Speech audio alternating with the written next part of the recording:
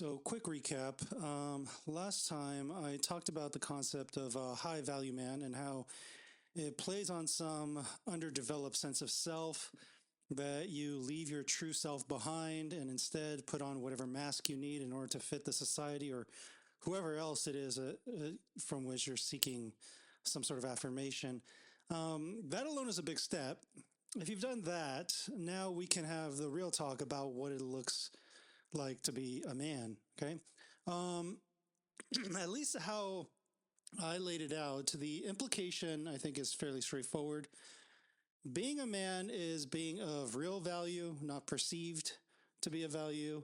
And it's not being about better or worse than anybody, but rather focusing on your own kind of demands of yourself, your vision for yourself.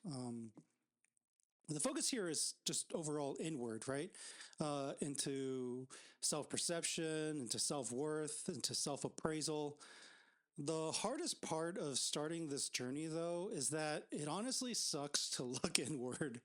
It's hard, like really, really hard. And it's hard primarily because it's hard as hell to look at ourselves honestly. Sometimes just physically through an actual mirror, that's already hard sometimes.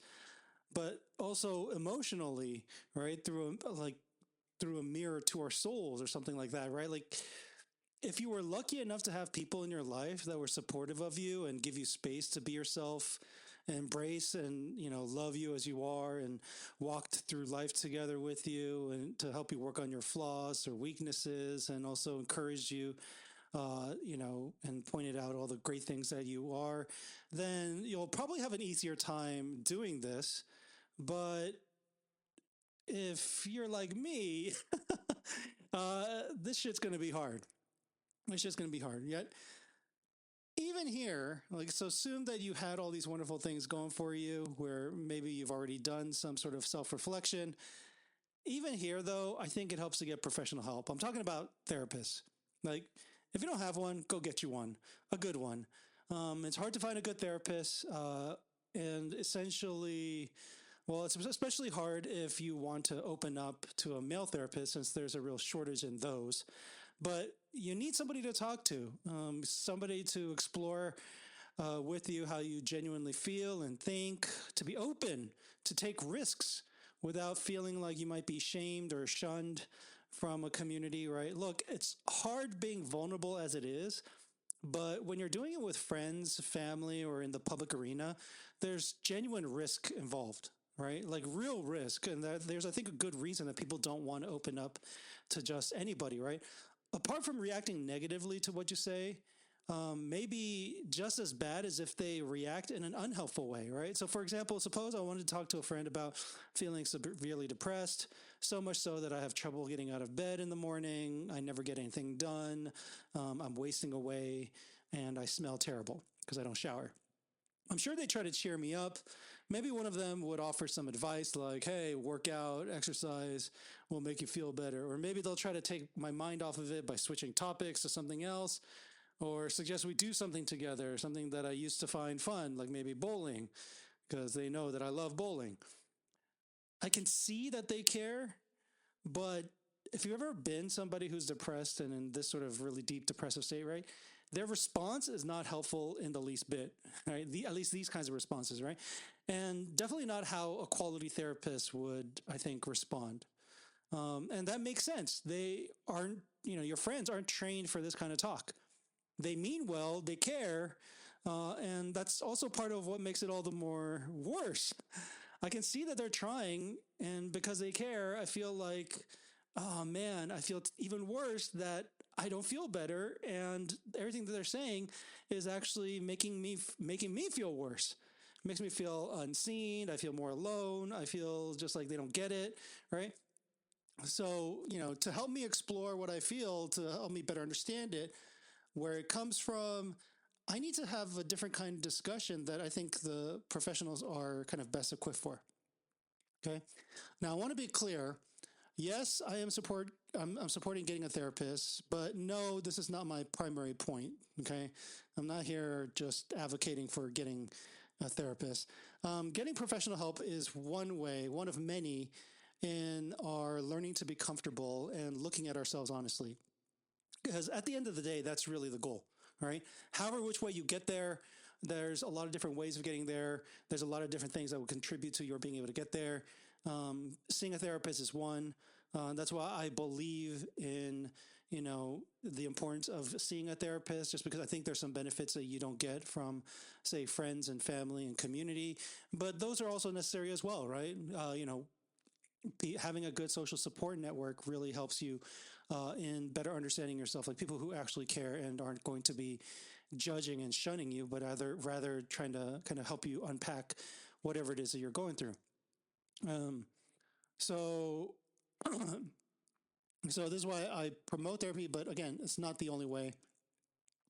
Um, so you don't necessarily need one, but I think it is super duper helpful. In fact, I think usually when I hear people say like, I don't need a therapist, I usually respond with only people who think that they don't need a therapist needs a therapist, right? Because I think once you've done enough of like looking inward, you realize both just how difficult it is and just the ways in which I think everyday people are may or may not be helpful. But again, like I don't know your circle of friends. I don't know if you have people around you who are just very, very good at it because they are emotionally mature themselves and have worked on themselves, or because, some people are just kind of inclined in this way, even from a very young age, have sort of a deep, a lot of deep feelings and have good intuitions about how other people might be feeling and knowing how to connect with them, right? But the point is this: everyone needs space to be honest with themselves. And you cannot mature until you find that space for yourself. Let me try to explain it with an analogy. I'm really going to try to drive home this point of just how important it is, but also some of the struggles that come with it. If you're trying to solve a math problem and you got the math problem wrong and you're trying to fix it, one of the most unhelpful things to do is to just dismiss it and say to yourself, I'll get it next time. I just had a brain fart this time, made a dumb mistake. Right? I work with students on learning all the time, and this is one of the comments I get from students sometimes when they realize that they, messed up or made a mistake here or there. Now, it might be true that you just had a brain fart, but suppose you get similar types of problems wrong again and again and again. So now we're seeing that there's a clear pattern. This isn't just a one-off. It's not just a momentary brain fart.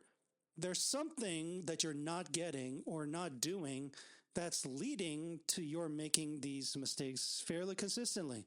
Maybe not always, but enough that we can notice that there's some kind of a pattern. But you won't be able to address the root of the problem unless you take a hard look at what you're doing, all right?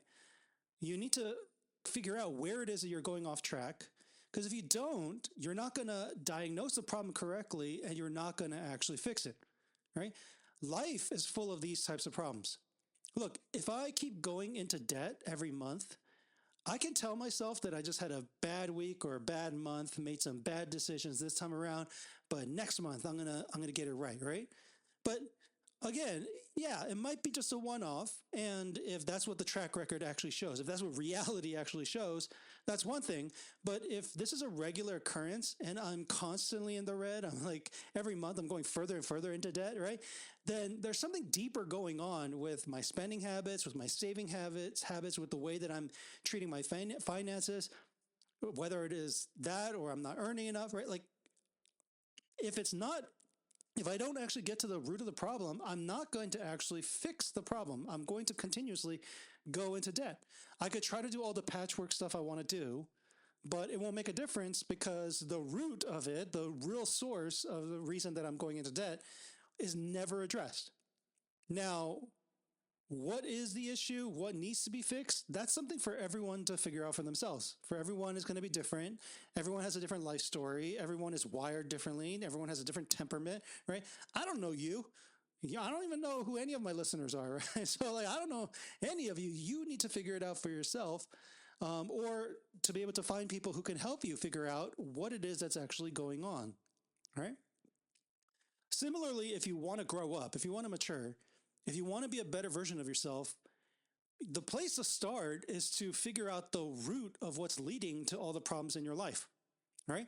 you can try to blame the world around you. And maybe from time to time, that is the problem, right? Maybe it's something that, the world has done unto you, right? I'm not going to deny structural societal problems, right? I'm a big proponent of trying to address these sort of societal issues that are plaguing entire communities. But unfortunately, that's not something you can control. You can try to work to improve those things, but that is not, you can't, you're not like a dictator here that could suddenly, with a snap of a finger, fix all these problems. All you can do is you can control what's under your control, which is you. And that'll be the negative patterns, the negative cycles within your life. It's not something that others can address for you. Others can help you see what's going on, but it's something that only you can address because it's your life, right? And you won't be able to do it unless you are willing, and this is the hard part, unless you're willing to take a good hard look at yourself and identify the root cause of why it is that you're doing the kinds of things that you're doing that are harmful to you. It could be cognitively, emotionally, physically. What is it that you're doing that's contributing to your life going the way that, you don't necessarily want it to, right? What is leading to you not learning lessons, right? It's going to be probably, my guess would be you're not addressing the root issue, okay? This is true of every aspect of yourself, right? From your physical health to your education to work success to romantic life. So look, all of it. Okay. Let me give you some examples from my own life, right? Just to give you a sense of like what this might look like. For the longest time, I had a hard time being in a long-term relationship, maybe any relationship now that I think about it. I had a fairly healthy dating life, especially back in college and not too long after. But it didn't necessarily lead to anything meaningful, right? And I do remember that at the time I would just say to myself things like, oh, that's just because I didn't really like them all that much. Or maybe, I'm just focused on other things right now, so I'm not going to be too invested in this. Or maybe I might tell myself sometimes like, look, it just wasn't the right person. And when I find the right person, I'll know. All these were actually, for me anyways, I don't know about you, but for me, all these things that I was saying to myself, it was masking what was actually going on underneath, right? There was no relationship that developed because everything that I was doing in my dating life didn't allow for a real relationship to develop, because a real relationship requires you to have some sort of more intimate connection with the person that you're with. And the problem was that I rarely, if ever, spent time trying to develop those connections, mainly because both I didn't know how and I was anxious about trying, right? So I didn't create that space for me to be able to, gain something deeper than the initial attraction that I had with them. So I didn't bother to ask, like, to find out what made that person tick, to find out more about their past experience in life, how that informs what kind of person they are today, what kind of, dreams they have and what they, envision for their life, the ins and outs of their values, Instead, I learned a bunch of shallow little things like their favorite place to shop or food to eat. I honestly spent most of my dating life just doing things like going to places, having new experiences together. And sure, those shared experience is nice and can spark some connection. It's not nothing. But I also wasn't learning anything about the person. And they weren't learning anything about me because I wasn't sharing any of it, right? Nor did I give us the space to have that kind of talk, right? It's not as if we had moments where we're like, just sit down over dinner and just have really deep conversations. And it wasn't because like it was not possible at all, but there was something in me that was stopping me from going there, from having those conversations, whether it was my own anxiety or, just me not having actually taken the time to think through like what it might actually look like to develop a deeper connection with somebody, right? That's not even a thought that entered into my head. So I had a blind spot. I didn't even know that this is something I was doing in many cases, right? So there was a reason that my dating life would go for like 2-3 months at most and then fade away. And it wasn't an accident. Like it was by design. It was based, at least in part, by something that I was doing. right? It was something that I was doing. And that's what I'm pointing out. Like, look, if there's something in your life that is a consistent pattern, then it's probably, at least in part, having something to do with something you're doing, right? Nothing's going to change unless you do something different. So if we're talking about growing up, not being a bitch and growing up into a real man, right?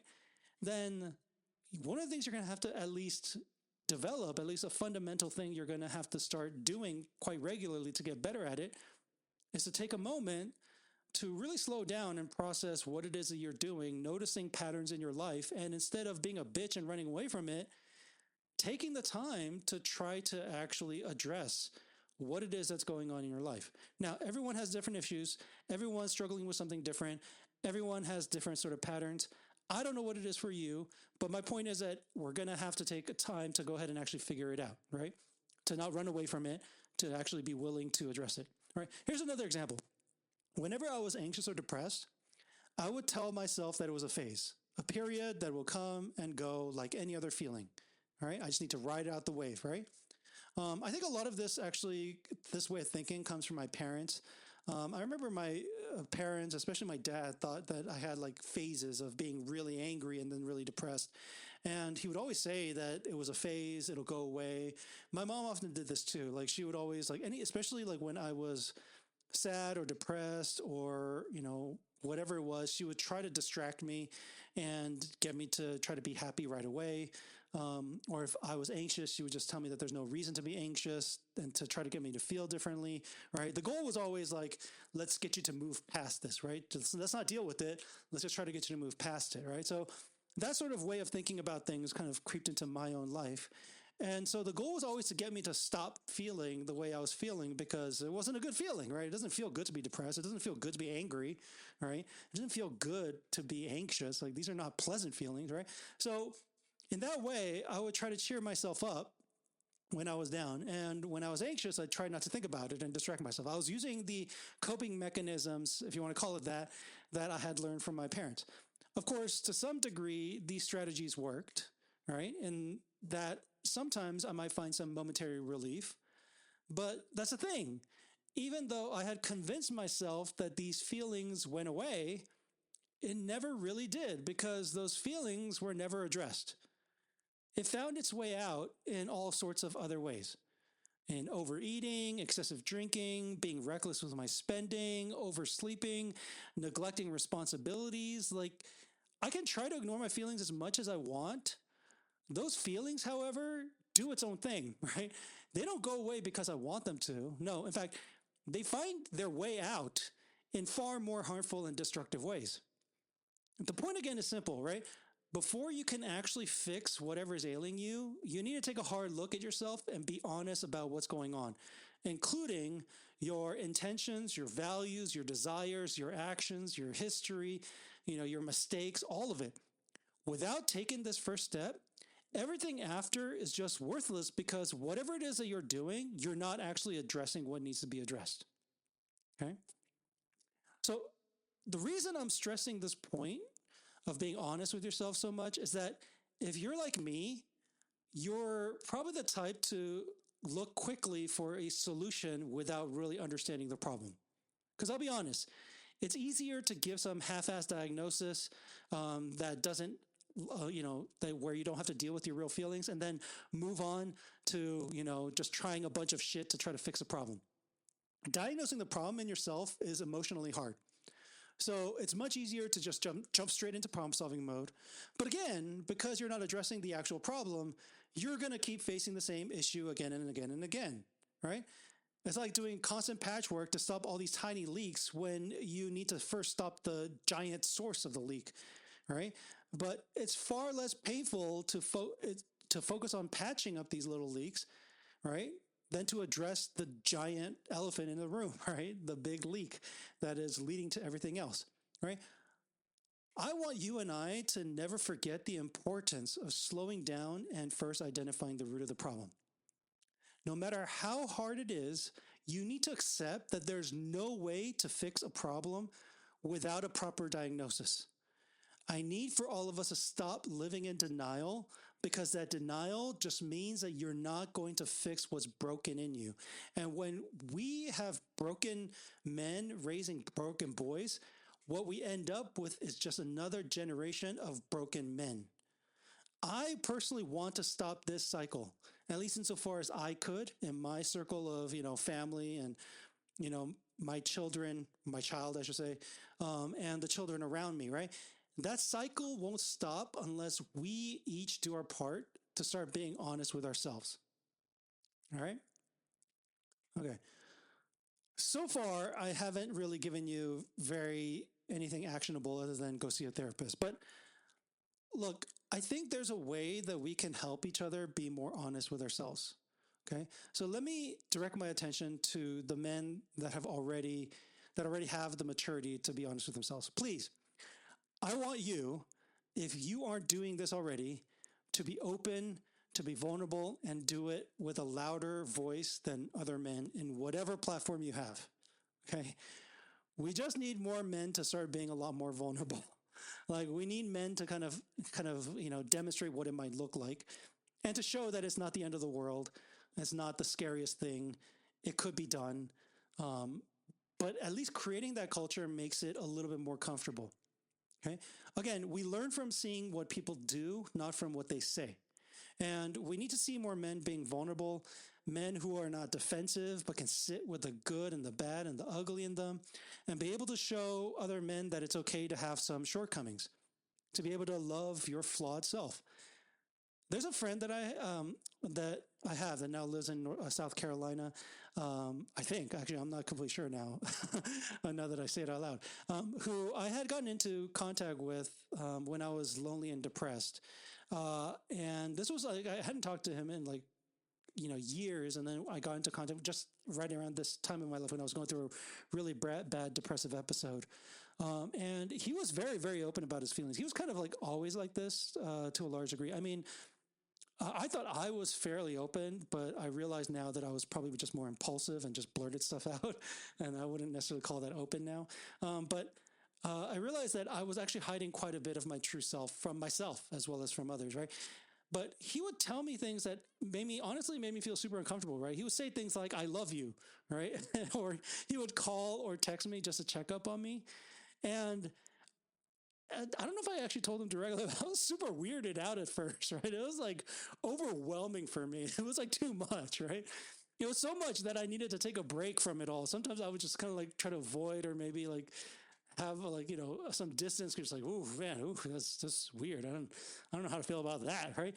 I hope he knows that all the care and openness that he's shown me, it wasn't for nothing, right? There wasn't like some immediate impact, right? I think too often we think that fixes need to happen like right away, but sometimes that's not really how it works. And especially with something like this, right? I think his being that open with me, just being so direct about how he feels and sharing himself with me, right? Like sharing the struggles that he's going through with me, right? I didn't respond well, but he had the courage to continuously share and to be open. And I think there was something about that allowed me to feel a lot more comfortable with realizing like, hey, this is not the end of the world. I mean, I'm a little bit weirded out, but I also don't like hate it, and I don't want to shame him for it, and I don't want to like cut him off from my life for it, right? So I think one of the things that it helped to do, like to be able to see somebody do this with me in real time, was that it started opening up the doors for me to be a lot more open. When I'm going into a therapy session or when I'm with even my own friends, it made me want to believe that it was possible because I saw somebody who's able to do it just fine, right? And, able to move through life just fine. Like people don't hate him or anything, like they love him, right? Okay, so what did that really do for me? It gave me a blueprint. It gave me a blueprint for how I could be. It opened up a world of possibility because, like sometimes you hear people tell you do X, Y, and Z. I do this often. I tell people to do X, Y, and Z. But honestly, like people don't operate like that. Being told what to do, being given advice or something, like people don't follow it. This is why self-help books usually don't work, right? You could tell people all the things that they should be doing. You might even be right, but they need a reason to actually do it. And one of the ways in which I found for myself and for the people I engage with, like they find much more motivation in trying something or doing something when they see other people do it. So if you are one of these guys, I'm sure that you're probably doing it already, but I also want to encourage you to keep doing it and do more of it. It's in part because I think once I've started becoming much more open, one of the things that I found is that I also kind of coil back and withdraw from the world to some degree. And that's in part because there isn't really, I mean, for me, anyways, it's been hard to find a male community, a group of guys to hang out with where, a large swath of them are open in this way. It's actually very, very hard. Right. Once you become a dad, it actually, for some odd reason, it actually becomes a little bit harder. Why? Because you got all these other responsibilities, and then so like you often tend to forget to prioritize yourself and to prioritize these kinds of relationships. As you age, you need to find new friends, right? That's the other thing that also happens, right? So once you become a dad, like this is like a common thing that a lot of dads talk to me about, right? We share with each other, right? Which is you look for other dads as friends, right? Like that's the stage of life you're in. So a lot of your conversations become about, parenthood, kids, and all that, right? So in these moments, it becomes very hard to actually be open because sometimes it might be because you're meeting new people, you're trying to feel them out, you want to see if it's okay. But as I said, it's always hard. Like even the people who are good at this stuff, right? It's always hard because there's always a danger because you don't know how people are going to respond to you.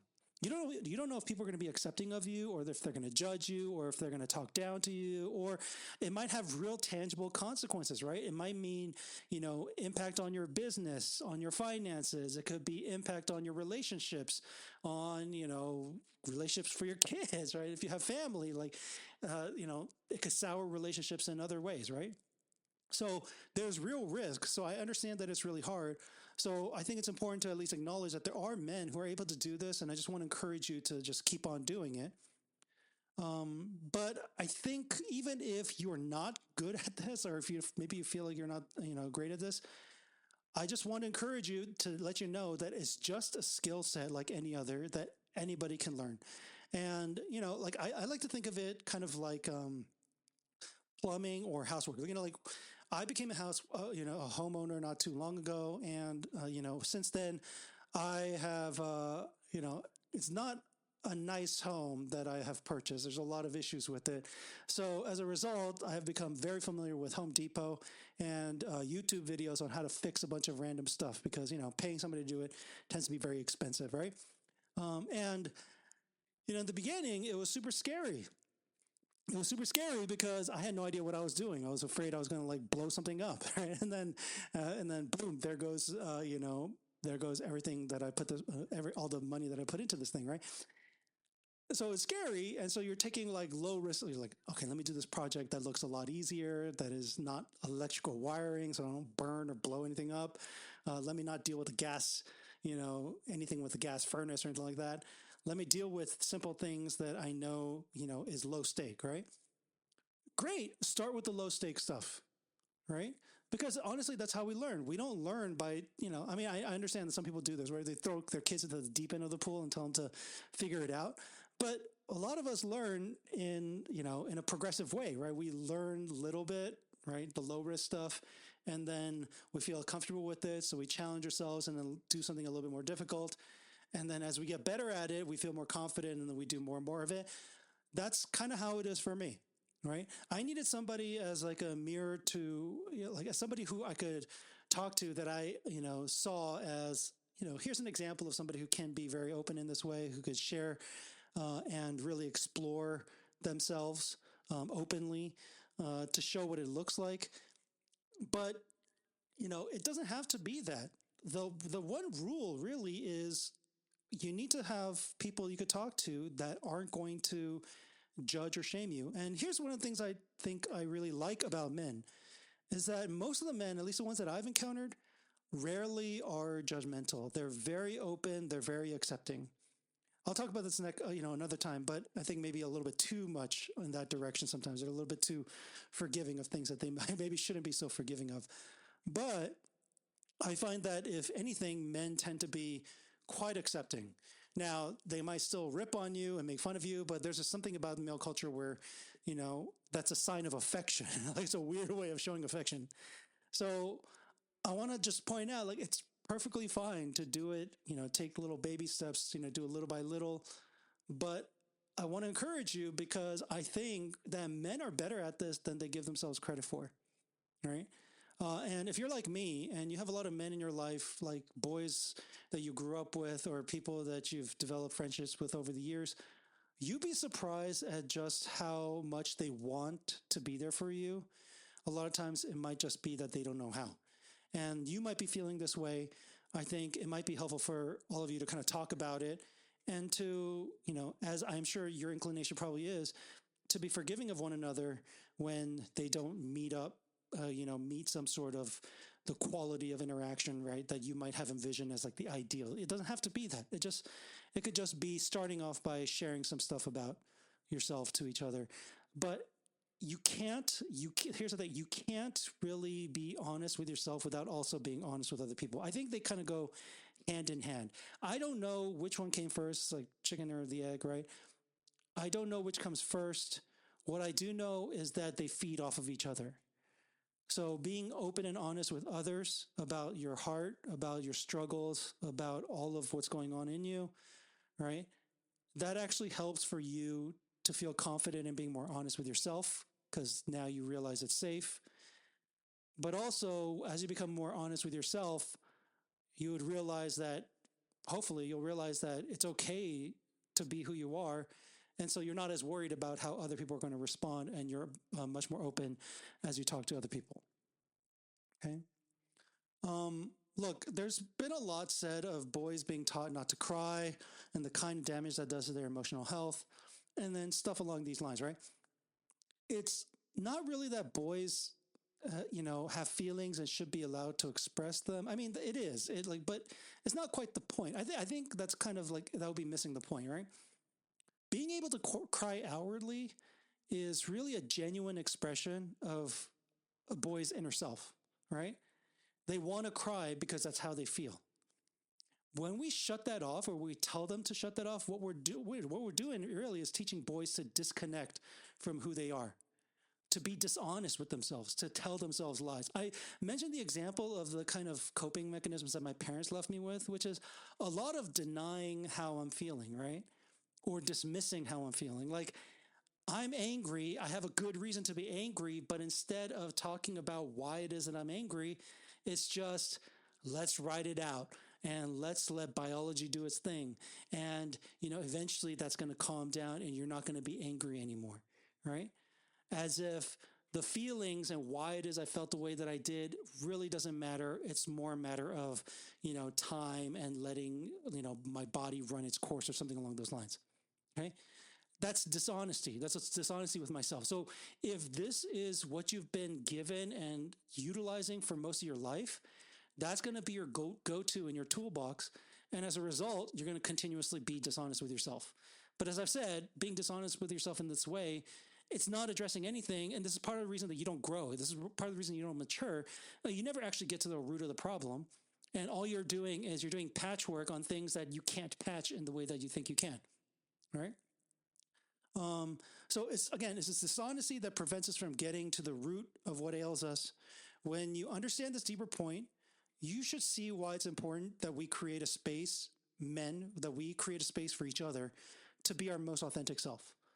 So I have zero problems with men getting together to have, men time, right? Doing men things, right? But men, I hope that, when you do get together, that you start doing at least some of this for each other. That is, create some space where men can be their most authentic self. Allow them to be honest with you.